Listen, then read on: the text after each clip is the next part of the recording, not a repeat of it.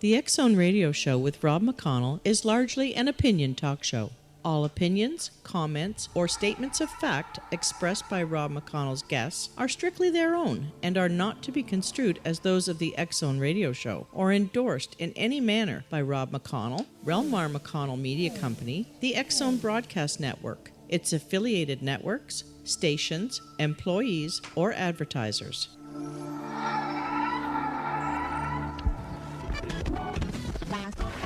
All Hit Radio.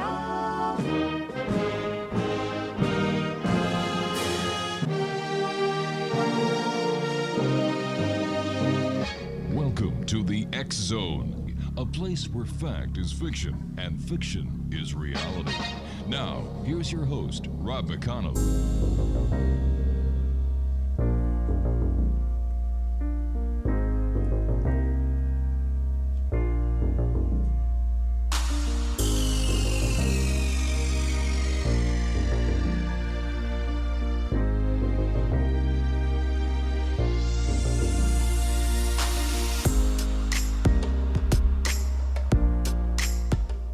And welcome to the X Zone. My name is Rob McConnell, coming to you from our broadcast center and studios in Hamilton, Ontario, Canada. If you'd like to send us an email, xzone@xzoneradiotv.com, on all social media sites, X Zone Radio TV. And to find out about the programming we have available for you 24/7, 365 on the X Zone Broadcast Network, www.xzbn.net. And for all of you who are watching us on Simul TV, www.simultv.com. My guest this hour is Dr. Robert M. Schoch. He is a full-time faculty member at the College of General Studies at Boston University since 1984 and a recipient of its Peyton Richter Award for Interdisciplinary Teaching. He earned his PhD in Geology and Geophysics at Yale University in 1983. The good doctor holds many other degrees, but we're going to be talking to Dr. Schoch tonight about ancient civilizations. And Dr. Schoch, welcome to the X Zone. Oh, thank you. Where did your love or the interest in ancient communities and civilizations come from? Well, I was always interested in ancient civilizations as far back as I can remember. Mm-hmm. I remember seeing an exhibition of some artifacts from Tutankhamun, probably when I was, a few years old. It came through Washington, D.C., which is where I grew up. My grandmother was interested in such things, was a very strong influence on me in that respect. But it really came to the fore professionally for me when I met John Anthony West in the late 1980s, and he proposed to me that I should use my geological expertise. At that point, I had my PhD. I was a faculty member, and he proposed I should use my geological expertise to work on the issue of the dating of the Sphinx, which I thought was a settled issue that the Egyptologists knew what they were talking about, but it turns out they did not. So tell me, Doctor, how old is the Sphinx? My opinion, based on the evidence at this point, is that the origins of the Sphinx, as unlikely as this may seem to some people, goes back to about 10,000 B.C. It goes back to the end of the last ice age. Wow. Yeah, exactly. Wow. And this is totally, non-conventional, should we say, but the case, I think, can be very, very strongly made. I want to make 2 points. One is that the Sphinx was not a Sphinx originally. It was actually, we now know, a lioness, or at least before it was a Sphinx, it was a lioness. What it was originally, I can't say absolutely with certainty, but I suspect it was, in fact, a lioness originally. The lioness Metit. And second, so that ties in with my second point, which is that the head is too small for the body. It is a recarved head. It is a dynastic head. What happened is you had this tremendous sculpture carved out of the bedrock on the Giza Plateau, where the Great Pyramid sits, where the second and third pyramids sit. It was there before the dynastic Egyptians. They utilized it. They appropriated this statue to themselves. They recarved the head. It was badly damaged. They worked on repairing the body. But my point is that the origins go back to this much earlier period at the end of the last ice age. Who originally built it then? Oh, I don't know. I mean, that's a good question. You can call them whatever you want to call them. They were people that were living in that part of what is now Egypt at the end of the last ice age. We don't really have a name for them. We're not really sure where they came from. Right. What they are related to, in a temporal sense at least, and this is another key point, is that people thought this was crazy when I first started talking about this and presenting the evidence back in the early 1990s. My academic colleagues said this was absolutely impossible. They said, where is there evidence of another advanced civilization? Where is there evidence of anything going back to this early remote period? Right. That was the early 1990s. We now have a second site, and that is at Göbekli Tepe in southeastern Turkey. It's different than what we have in Egypt, but it's at the same level of sophistication. We have megalithic structures that were built there at about 10,000 BC, again before the end of the last ice age. Beautiful stone carvings, just as the Sphinx is carved out of stone. So we now have a second site that is undoubtedly from the same period. And when I say undoubtedly, there's very good radiocarbon dating for Göbekli Tepe. It was being excavated by the late, unfortunately he died prematurely, the late Klaus Schmidt of the German Archaeological Institute, Dr. Klaus Schmidt. So we have independent corroboration from a second site. Now we don't know who they were either. Right. We call them the Göbekli Tepe people. We can call the people in Egypt the Proto-Sphinx people, if you want, or the Mehid people. But we don't know what they called themselves at this point. Is there a connection between all the different monolithic monuments around the world? Is there some significance that would connect them and the different civilizations together into one giant world civilization? Well, I don't know. I mean, yeah, we can actually use the term civilization in various different senses, and I've discussed this in some of my work and books. For instance, well, a good book to start with, and I only say this so that people can get more information in the future, is my book Forgotten Civilization.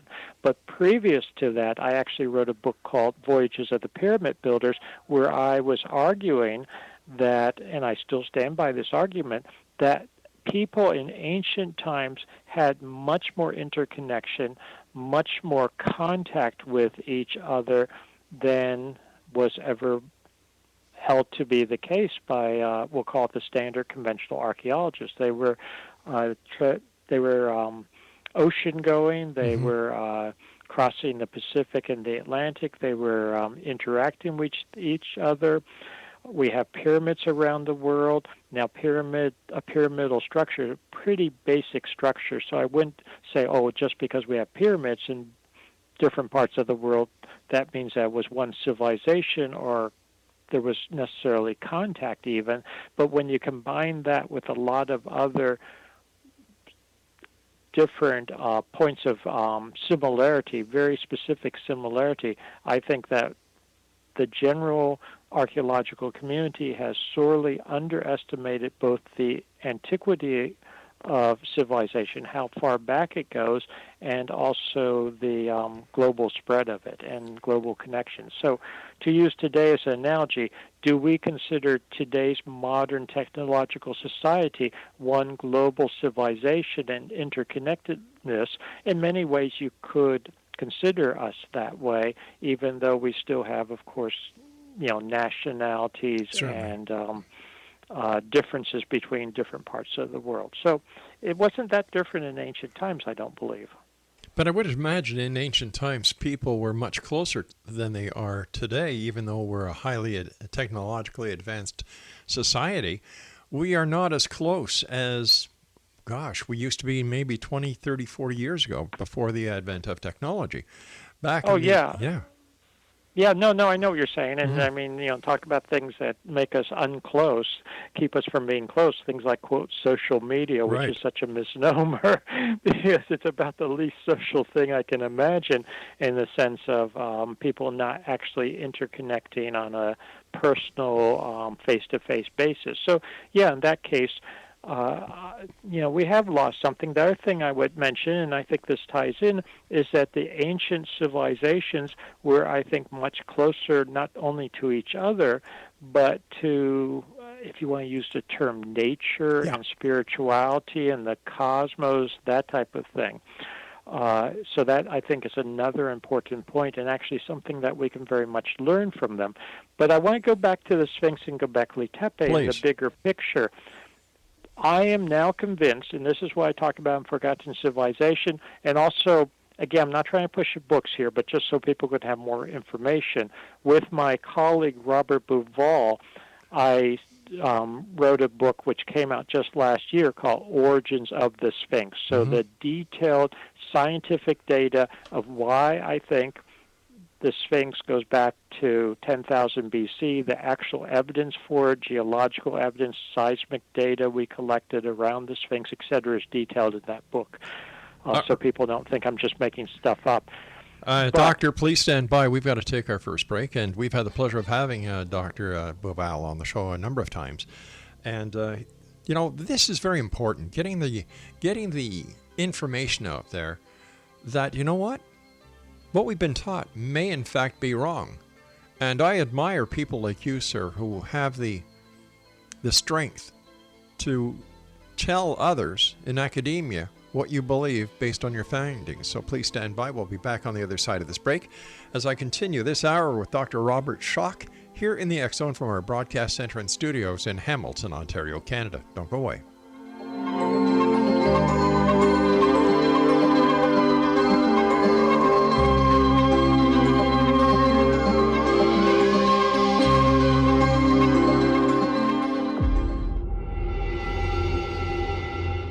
Whether you're a skeptic or a believer, join me, Rob McConnell, as together we'll investigate the world of the paranormal and the science of parapsychology here on the X Zone Radio TV show on XZBN and the X Zone TV channel on Simul TV.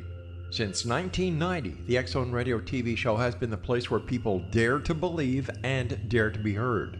Together, we'll investigate UFOs, aliens, ghosts, Bigfoot, psychic phenomenon, lake monsters, conspiracy theories, government cover-ups, the truth embargo, alien abductions, ESP, haunted locations from around the world, and so much more. With over 28 years of broadcasting and more than 4,500 individual guests, the X Zone is truly a place where fact is fiction and fiction is reality, as evidenced by the credibility, integrity, and professionalism of the guests that we bring to our international audience.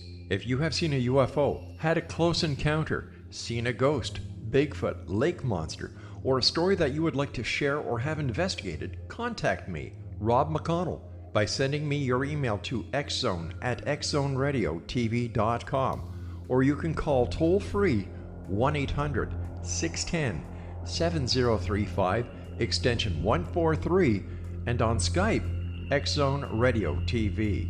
For more information on the X Zone Radio TV show with yours truly, Rob McConnell, visit www.xzoneradiotv.com or www.xzonetvchannel.com or simultv.com and xzbn.net. Until next we meet here in the X Zone from our broadcast center and studios in Hamilton, Ontario, Canada, always remember, X Zone Nation, keep your eyes to the sky and your heart in the light.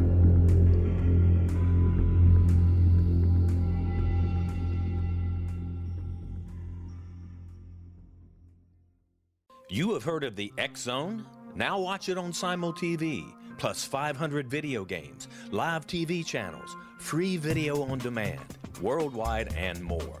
Does this sound like tomorrow's television? Well, it is, but you can have it today, right now. It is Simul TV. Simul TV offers what the others only wish they could provide. 15 exclusive channels like X Zone, sci-fi, and horror. We are worldwide. No other provider offers that. 500 built-in video games. No need to have an extra expensive system. We have them included.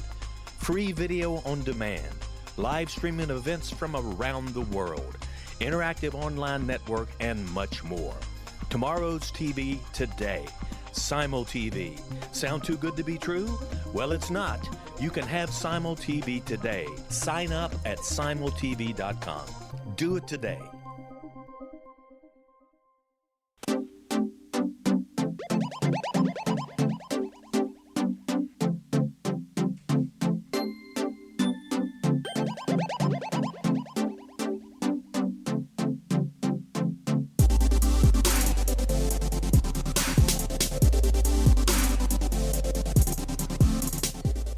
Exonation, Dr. Robert Schoch is my very special guest this hour. www.robertschoch, that's robertschoch.com. And actually, it's SCHOCH. I'm sorry. I apologize for that, sir. Robert Schoch, and that's RobertSchoch.com. Before we went to the break, sir, you were going to tell us more about the Sphinx. So please go ahead, and I apologize for cutting you off. Yeah, so something I was talking about, and actually people can go to my website, robertschoch, SCHOCH.com, to learn more about this. But something I have come to conclude now, and this is after about 30 years of research, is that what we have is an earlier cycle of civilization, height of civilization, if you would, going back to 10,000 plus BC. This was essentially snuffed out catastrophically with the cataclysmic changes that occurred. And I'm talking now as a geologist, the cataclysmic and dramatic changes that occurred at the end of the last ice age, circa 9700 BC. So the origins of the Sphinx go back to before 9700 BC. They go back to this last period of the end of the last ice age. And this is something that the dynastic Egyptians in 2500 BC discussed and talked about. When you actually look at their texts and you look at what they believed, they, I'm convinced, believed that the Sphinx, what we call the Sphinx, they thought of it as an older structure. As I said before the break, they reused it, they recarved the head, but they attributed the original portions of the Sphinx to this much earlier period. They even had a name for it, and that is Zep-Tepe, essentially what they considered was a golden age or the first civilization, and they talked about this as being their predecessors, that they had inherited information and material, that type of thing, from this earlier preceding civilization. And what we have, I believe, to put it into context, is that we had this early civilization or civilizations around the world, because we also have evidence in Göbekli Tepe. I believe we have evidence of it, for instance, in Java, a site known as Gunung Padang, that there was this flowering of civilization before the end of the last ice age. It was snuffed out about 9700 BC with the cataclysmic changes that brought the ice age to an end. Essentially, humanity went through a dark period, what I call SIDA, which is SIDA, solar-induced dark age. And for thousands of years, there was effectively a dark age for humanity before civilization reemerged about 5000 BC. So I just wanted to give the broad picture as I have reconstructed it. So could this explain the jump in evolution that some people believe is a missing link, or that there are others who attribute it to alien intervention? Yeah, there's a lot of people they talk about alien intervention, that type of thing. I personally, I want to make the comment that, number one, I don't go there because I don't see that we need to go there based on the evidence we have. Right. I have nothing against aliens, and I mean that seriously, because I am convinced that there's genuine evidence for, quote, alien civilizations out there, but I'm not convinced they intervened with the the development of humanity. Right. If we found strong evidence for it, I would accept it, but I don't see that yet.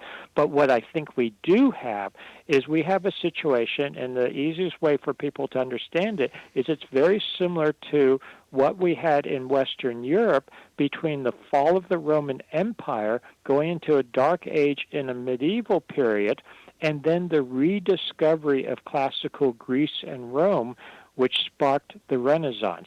And effectively, I believe we had the same thing, if you want to think of it that way, that you had this earlier civilization that was destroyed, essentially.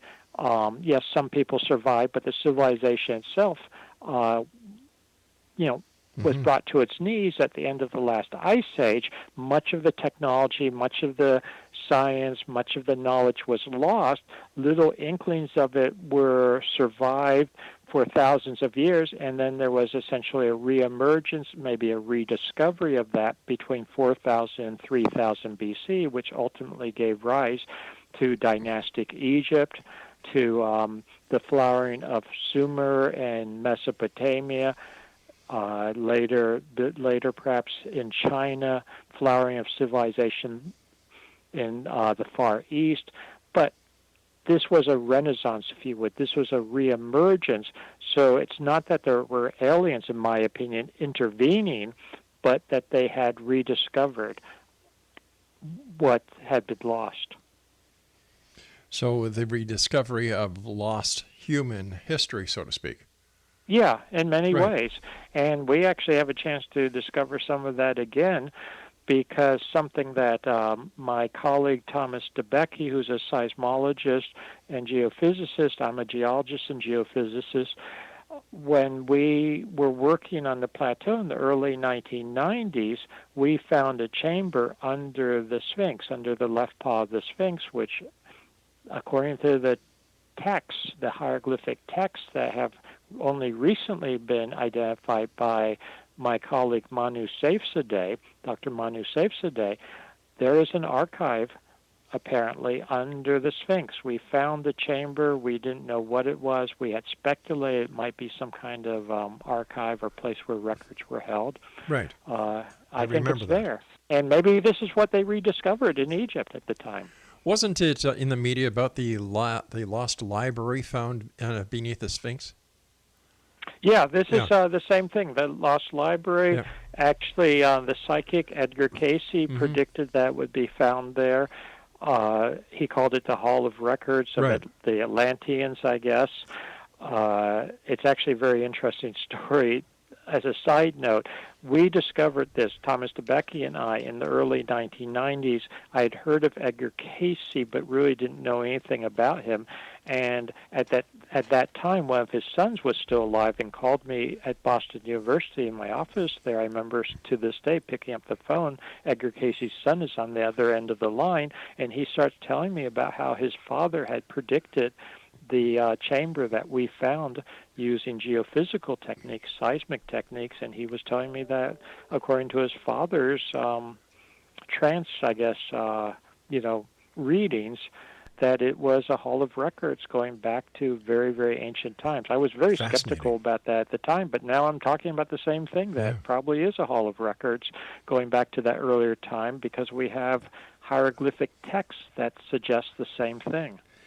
What is your opinion about the building of the pyramids, sir? There's a lot of speculation. There are those who say that it could not have been done by humans because of the precision of the blocks, the way they're placed. And what is your opinion? They are incredibly precisely placed. The pyramid is precisely aligned. It's so precise relative to true north that no one could measure how precise it was until the late 19th, early 20th century, because our instrumentation was not good enough.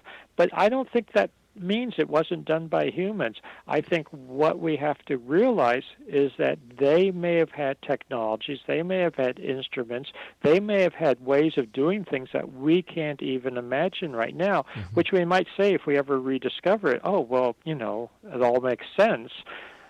But they may have been thinking in different ways, using different technologies that I don't want to say it's beyond our capacity. It's just not the way we think at the moment. So I hate to underestimate our forebears, our ancestors, and then say, well, they were stupid and primitive, so it must have been aliens that did it. And I'm not making fun of alien people. I have very good friends, including PhDs, who are very much into, it must have been alien intervention. I just don't go there right now, because I think we also don't want to diminish or underestimate the capacity of earlier human societies and civilizations. And one thing that I've been finding in my own research is that some of these very ancient civilizations were incredibly sophisticated. I agree with you, sir. I totally agree with you. And when I hear people who diminish the ability of earlier members of the human race, it's annoying. But then you have to ask yourself, how different would history be if all the facts that are being presented and findings that are being presented by people like yourself and your colleagues, how different do you think the history of the Earth would be? Well, okay, so two questions. One, I'm a geologist. The history of the Earth isn't changing, but our perception of the history of the Earth would be very, very different. I think we would have to realize that we are not necessarily the best and brightest that there ever has been on the face of the Earth at the present day. And I'm not trying to put us down, because I think we're probably doing things and have, our electronic gadgets and communications devices that they didn't have back then, but I think they probably had insights and maybe even technologies that we don't have. All right, stand by, Doctor. That was my producer giving me my cue. Exonation, Dr. Robert Schoch is our special guest. His website, www.robertschoch.com. That's ROBERTSCHOCH.com. We'll be back on the other side of this break. Don't go away.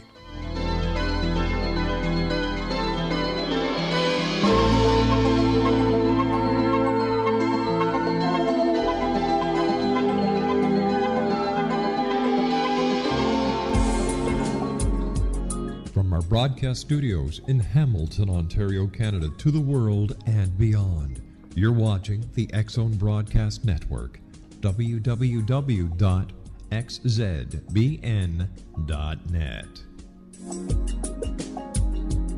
AVS Media Den. You have heard of the X-Zone?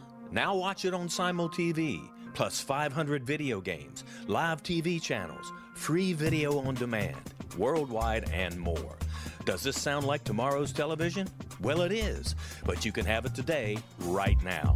It is Simul TV. Simul TV offers what the others only wish they could provide. 15 exclusive channels like X-Zone, sci-fi, and horror. We are worldwide. No other provider offers that. 500 built-in video games. No need to have an extra expensive system. We have them included. Free video on demand.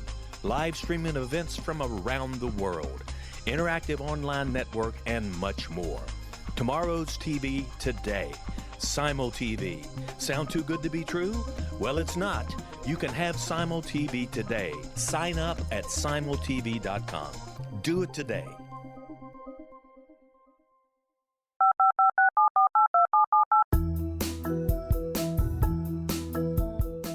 Did you know that when you're on the road with limited data or Wi-Fi, you can still listen to the X-Zone Radio Show with Rob McConnell, The Science of Magic with Gwilda Wiyaka, X-1, Dimension X, Space Patrol, and every minute of the X-Zone Broadcast Network by calling 213-401-0080, courtesy of Audio Now.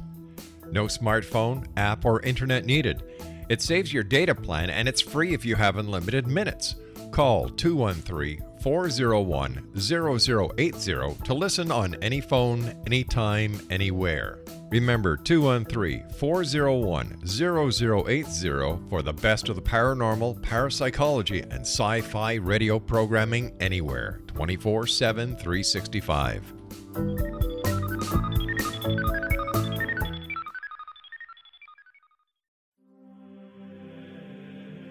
Rob McConnell here, presenting an overview for Nicholas Paul Jennings, author of a fascinating book, Amen. It presents facts revealed by Egyptologists, facts that enable us to understand why Amen is the beginning of creation of God. It provides recommendations for religious leaders of the major religions to unify their beliefs and teach the Word of God. Love one another. Amen informs people how mankind conceived God. It was the Egyptians that developed the concepts of a soul, a hereafter, and Son of God. And finally, after the worship of many gods, they conceived the belief in one universal God, the maker of all there is. For more information, visit www.futureofgodamen.com. That's www.futureofgodamen.com.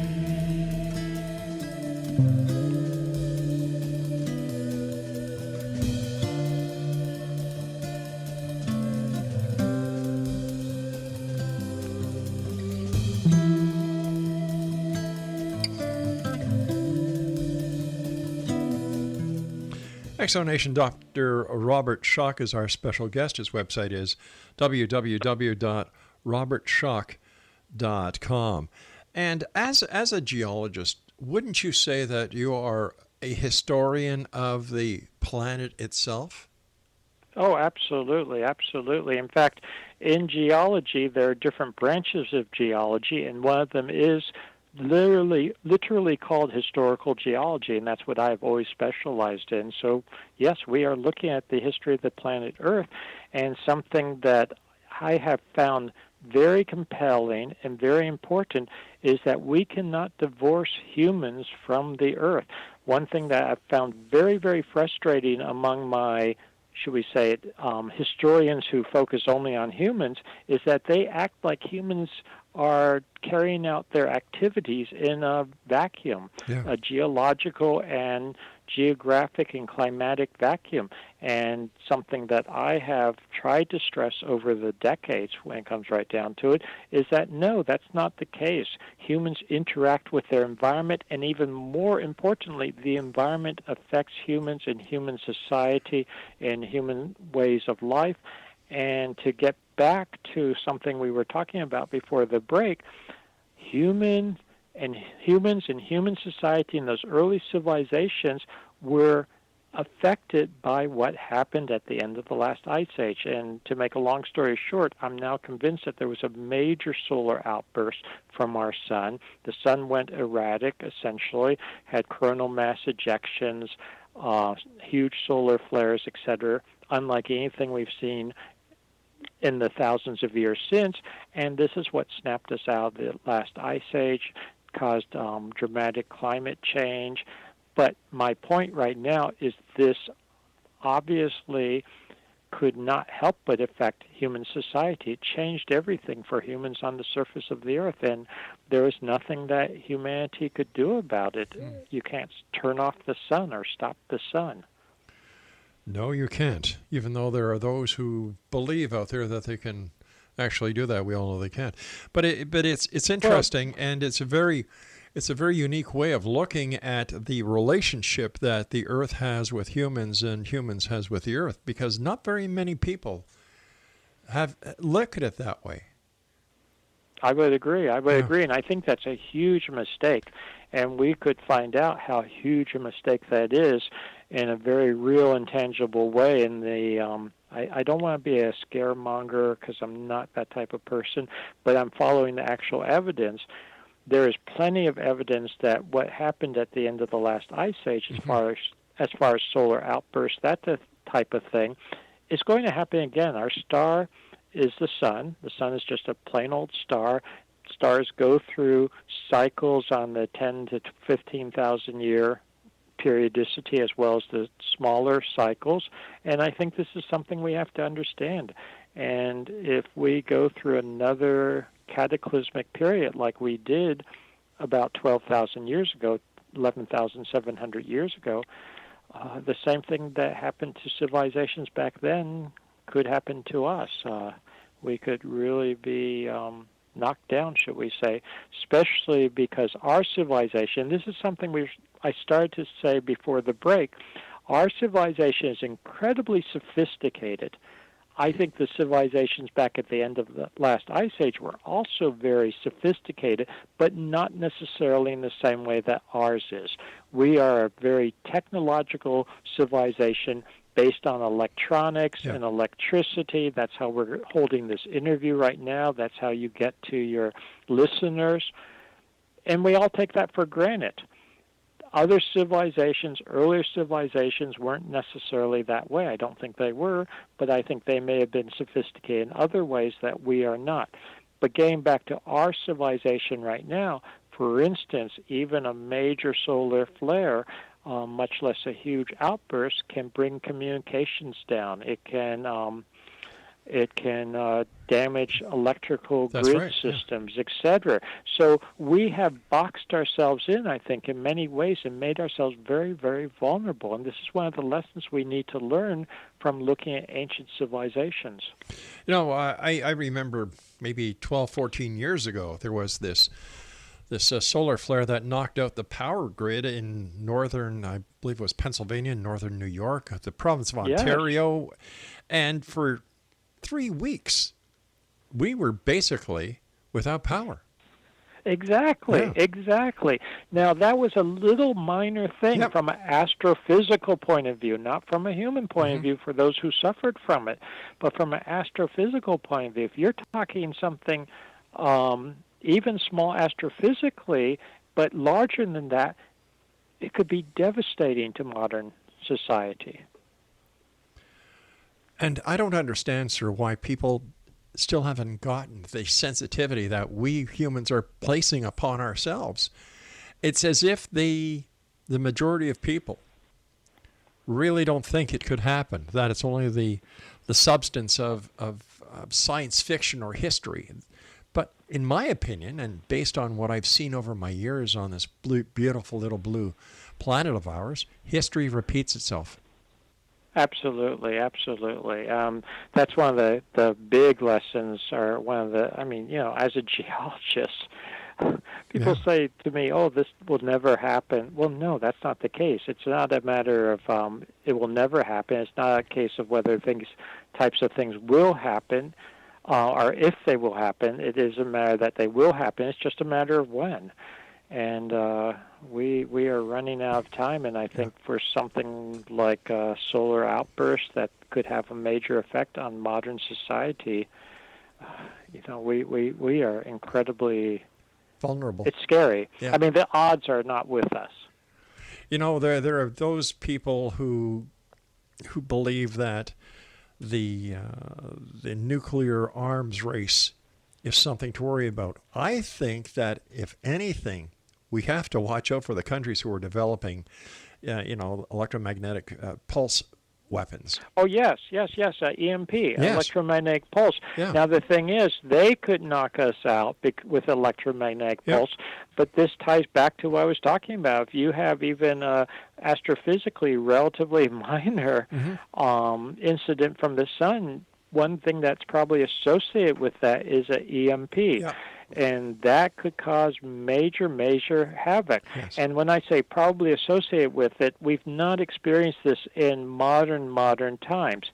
In 1859, which is from a geological point of view, recent, really recent from my perspective, but 1859 for most people, that's so long ago. That's before World War I. It's before, you see what I mean? It's a long time ago, 1859. In 1859, there was what is known as the Carrington event. Yeah. It was a outburst from the sun. It was a couple of coronal mass ejections, some solar flares. It was recorded by magnetometers at the time. It was also recorded due to the telegraph lines literally being fried, telegraph stations burning down. But telegraphs were the height of electronics back then, and much more robust than any electronics now. There was no way at that time to record an EMP. There was nothing that would be affected by an EMP, but all the modeling is that it would have been accompanied by a major EMP, which today would knock out everything, or knock out a lot, plus all the modeling is that a Carrington event, a Carrington level event today, would probably knock out grids and communication systems, etc., for much of the developed world. And I want to point out something else that we have today, which is very scary. That is nuclear power plants. That's right. And if you knock out the grid system, power plants cannot cool themselves properly without electricity, and you'll have Fukushima-type situations, etc. You can have overheating. You can have radiation being released. I mean, again, I don't want to be a scaremonger, but we've boxed ourselves in technologically and made ourselves so vulnerable. It's not being a horror monger, sir. I call it being a realist. Oh, I agree with you. I'm glad you agree with that. Yeah. I do, sir. I do. And if we cannot, as journalists and broadcasters, if we cannot bring on to our airwaves people like yourself who tell it as it is instead of the painted, coded pictures that a lot of other stations carry, I think that we are doing a disservice to our listeners. However, having you on, talking the way you are, with your proof as an expert, sir, I commend you and I applaud you. Thank you. We have to take a commercial break very shortly, Doctor. When we come back, let's talk more about ancient civilizations, because I believe, as a race, we need to look to our past to understand our present and how we can best prepare for the future. Please stand by. Sir, Exonation, my guest is Dr. Robert Schoch. His website is www.robertschoch.com, and that's RobertSchoch.com. This is the X Zone. I am Rob McConnell, coming to you from our broadcast center and studios in Hamilton, Ontario, Canada. A couple of quick notes. Number one, the X Chronicles newspaper is still available. It is all the time, I should say, with the compliments of the X Zone, Relmar, and Simul TV, and of course our advertisers at www.xchroniclesnewspaper.com, and for all the listings on the X Zone Broadcast Network, www.xzbn.net. I'm Rob McConnell. Dr. Robert Schoch and I will return as we wrap up this hour here in the X Zone on the other side of this break. Don't go away.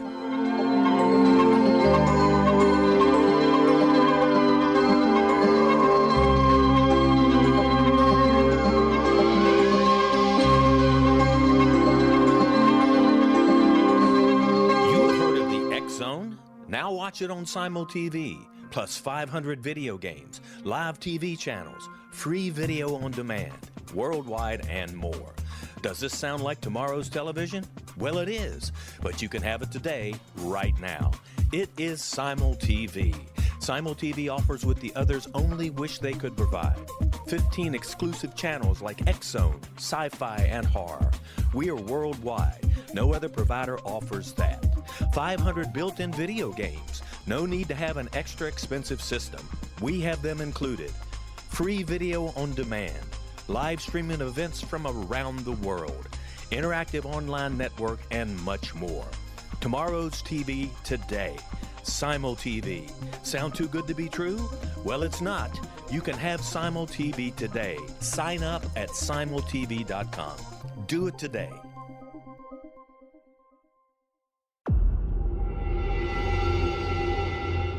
Whether you're a skeptic or a believer, join me, Rob McConnell, as together we'll investigate the world of the paranormal and the science of parapsychology here on the X Zone Radio TV show on XZBN and the X Zone TV channel on Simul TV.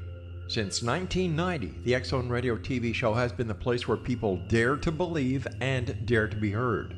Together, we'll investigate UFOs, aliens, ghosts, Bigfoot, psychic phenomenon, lake monsters, conspiracy theories, government cover-ups, the truth embargo, alien abductions, ESP, haunted locations from around the world, and so much more.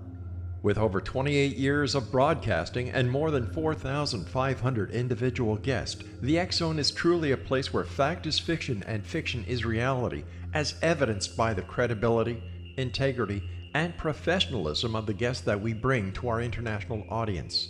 If you have seen a UFO, had a close encounter, seen a ghost, Bigfoot, lake monster, or a story that you would like to share or have investigated, contact me, Rob McConnell, by sending me your email to xzone@xzoneradiotv.com, or you can call toll-free 1-800-610-7035, extension 143, and on Skype, X-Zone Radio TV. For more information on the X-Zone Radio TV show with yours truly, Rob McConnell, visit www.xzoneradiotv.com or www.xzonetvchannel.com or simultv.com and xzbn.net. Until next we meet here in the X-Zone from our broadcast center and studios in Hamilton, Ontario, Canada, always remember, X-Zone Nation, keep your eyes to the sky and your heart in the light.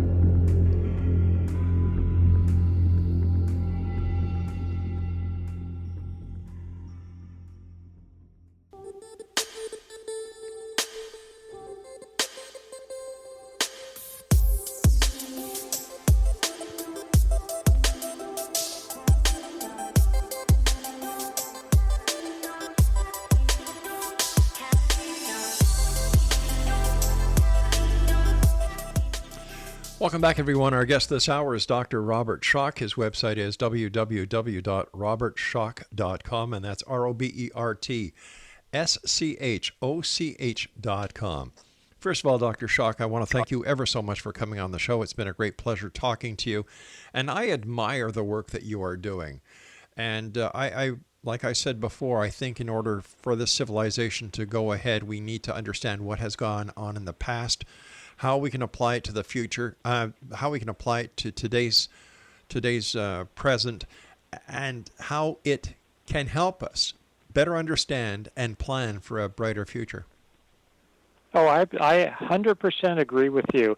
And something that I have always felt and pursued in my own career in academia and otherwise is that it's interesting to study ancient civilizations just for their own sake, but I think it goes well beyond that. I really do believe they have something to say to us.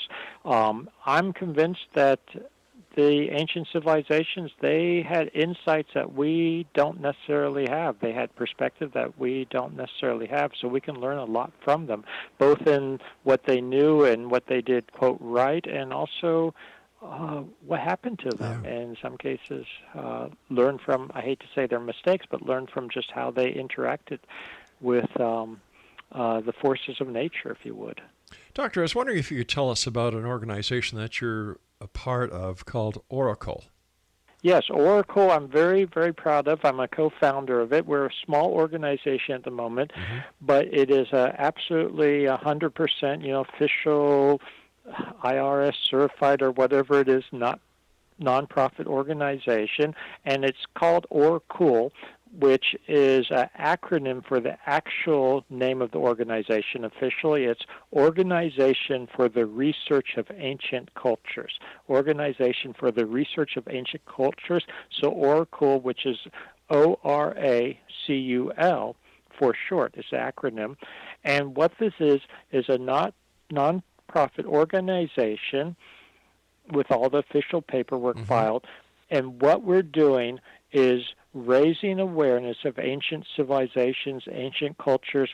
We raise awareness. We have an education program, and we also are getting ourselves involved in raising funds to do research, to do scientifically sound, but also cutting edge, and if I could put it this way, out of the box, not necessarily, quote, conventional mainstream paradigm research, but also not, out there, as some of my students at Boston University would say, wow, or woo-woo. We are using sound scientific techniques, but following the evidence where it really leads, which is not necessarily what everyone, and I hate to sound the wrong way, but my colleagues in academia often have vested interest in, science should be objective, but it's not always. I can say that from experience. So this is really an organization to get out there, to educate, to promote the study of ancient civilizations, to bring the lessons to the fore, to do all the things we've been talking about, how it's important to learn from those ancient civilizations. And one thing we're doing, if I could mention it, Sure. is that we are doing a trip to Egypt in June of 2019, which I will be leading with my Oracle colleagues, in particular Mohammed Ibrahim, who is Egyptian Egyptologist, who is also very open-minded about these things, and he and I have known each other for a number of years, have done some trips together before. I've led many trips to Egypt over the years, besides going over there on my own private trips for my research and whatnot. If people know John Anthony West, I actually led his last trip to Egypt when he was too sick to do it. So something I'm excited about is I always love to show Egypt to people, to let them learn about what we're talking about on site, and to really experience an incredible ancient civilization that was so powerful and so different than what we have today. And many people I find, they go with me to Egypt, they experience it firsthand, we call it ruins, but they're still very powerful ruins, and they realize that there's something more to ancient civilizations than what they might be reading in textbooks. So if people are interested in that, they should check out the Oracle site, or they can get there through my website, or they can go directly to the Oracle site, which is Oracle Online, all run together, oracleonline.org. What has been your most memorable find or an awe moment that you've had when in Egypt doing research? Oh, wow. Everything is awesome in Egypt. I mean that in a genuine sense, not just the trivial sense. I mean, I've had a lot of awe moments. But, I probably, because it was my first trip to Egypt, in 1990, I first got involved in this in the late 1980s. I made my first trip to Egypt in 1990, summer of 1990, and I go to the Sphinx, and I look at it, and two things struck me immediately, and I still remember it to this day. This was within, the first 2 minutes, first 30 seconds, actually. One, the Sphinx is not weathered by wind and sand. Despite being on the edge of the Sahara Desert, it's weathered by water. It's weathered by rain and precipitation, so it had to go back to an earlier period. I realized that immediately, instinctively from my geological training. Now, it took a lot more research to demonstrate that, to prove that, to put things together, to do the geophysical work, etc., but it started in that moment of realization. And the second thing at the same time, virtually simultaneously, was that the head is too small for the body. It's out of proportion. And I immediately hypothesized to myself that this is not the original head. It's a recarved head. The original head had been weathered, and it's much smaller now. Ironically, I don't know if you can hear that, it started pouring down rain here in Boston as I'm speaking. Yes, I can hear it. Yes, that's rain. There's nothing I can do about it. Sir, it is really, we've got a little mini tsunami or something here. Well, that's all not right. Tsunami, whatever it is, a little... all of a sudden started pouring down rain. Well, I'll tell you I was something. talking about the rain on the Sphinx, which goes back to pre-Sahara times. Well, isn't it also? I believe that I've read somewhere that at one time the entire Sahara Desert was at the bottom of an ocean or a great body of water. Yes. Yes, of course it was. But that has nothing to do with the age of the Sphinx. That actually is millions and millions of years earlier. And something that's interesting is that the Sphinx, the Sphinx was is carved from limestone. It's carved from limestone that goes back maybe 40 million years or so. And it's full of ocean creatures, little fossils of ocean creatures. Now, sometimes people show these to me and they say, well, this proves the Sphinx was underwater. No, it shows that the limestone it was carved out of was created in an ancient ocean millions of years ago. But it's still super interesting. I mean, there's so many fascinating things on the Giza Plateau and with the Sphinx. Is there any geological proof that you've been able to find, whether it's, in Egypt or any of the other sites around the world that you've gone to, that there was indeed a giant flood that covered the earth? Oh, absolutely, absolutely. We see evidence of that all over. And when you say, now let me back up, not necessarily a giant flood that covered all the earth at one time. Mm-hmm. No, I wouldn't go that far. Okay. But what we do see is evidence of flood and flood debris, etc., at the end of the last ice age, and this is with good reason, because at that time, what we had with the solar outburst that I was talking about and the rising temperatures, in fact, immediately rising temperatures, essentially in some places what would have looked like huge lightning bolts were hitting Earth with the solar outburst. It was melting glaciers almost instantaneously. It would have evaporated water from large bodies of water, whether it's lakes or the ocean itself. Mm-hmm. And you can only put so much moisture into the atmosphere before it starts coming out as precipitation. So there were torrential rains at the end of the last ice age, and this is recorded in the geology and the sediment and the debris, that type of thing. So there were absolutely torrential rains, which would have caused localized flooding. I mean, really major flooding. If people watch the news, sometimes they'll see when there's just from my perspective, very small rains, not what we're talking at the end of the last ice age. And, cars are floating away, et cetera, et cetera. Plus, on top of that, with the melting of the glaciers, you had rising sea levels, and we're talking hundreds of feet along coastlines, et cetera. So there were a lot of things happening between flooding on the land surface from the rains, from flooding along coastal areas from rising sea levels. It was pretty horrendous. Dr. Schoch, I want to thank you ever so much for joining us. It's been a great pleasure talking to you, and as I said before, I look forward to the next time you and I meet back here in the X Zone. But until then, sir, thank you for all you do. Thank you. Good night, Doctor. Good night. I'll be back on the other side of this commercial break with the news as we continue here in the X Zone from our broadcast center and studios in Hamilton, Ontario, Canada. My name is Rob McConnell. Don't go away.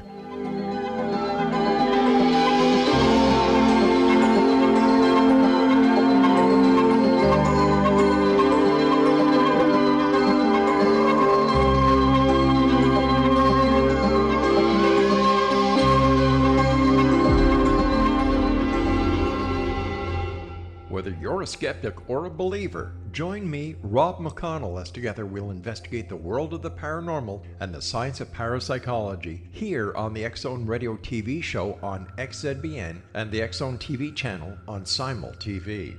Since 1990, the X Zone Radio TV show has been the place where people dare to believe and dare to be heard. Together, we'll investigate UFOs, aliens, ghosts, Bigfoot, psychic phenomenon, lake monsters, conspiracy theories, government cover-ups, the truth embargo, alien abductions, ESP, haunted locations from around the world, and so much more. With over 28 years of broadcasting and more than 4,500 individual guests, the X Zone is truly a place where fact is fiction and fiction is reality, as evidenced by the credibility, integrity, and professionalism of the guests that we bring to our international audience. If you have seen a UFO, had a close encounter, seen a ghost, Bigfoot, lake monster, or a story that you would like to share or have investigated, contact me, Rob McConnell, by sending me your email to xzone@xzoneradiotv.com, or you can call toll-free 1-800-610-7035, extension 143, and on Skype, X Zone Radio TV. For more information on the X Zone Radio TV show with yours truly, Rob McConnell, visit www.xzoneradiotv.com or www.xzonetvchannel.com or simultv.com and xzbn.net. Until next we meet here in the X Zone from our broadcast center and studios in Hamilton, Ontario, Canada, always remember, X Zone Nation, keep your eyes to the sky and your heart in the light.